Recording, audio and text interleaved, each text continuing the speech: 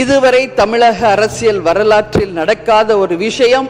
அதுவும் இந்த வரலாற்று சிறப்பு மிக்க இந்த அவையிலே இந்த முக்கியமான நாளில் அதை பற்றி பேச வேண்டிய ஒரு நிலையை ஏற்பட்டதற்காக உண்மையில் நான் மனம் வேதனை அடைகிறேன்.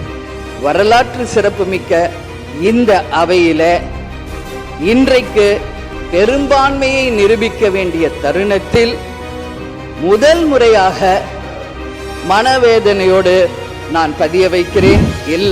முதல்வர் அவர்களை சந்திக்க யார் முகத்தை மூடிக்கொண்டு அன்று வாகனத்தில் சென்றார்கள் என்பதை நிச்சயமாக மக்களுக்கு தெரியப்படுத்த வேண்டும்.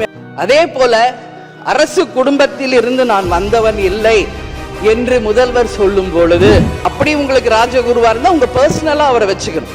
பட் அவரை அரசு உயர் பதவியில கொண்டு வந்து இளைஞர்களை நம்பி மக்கள் வாக்களிச்சிருக்க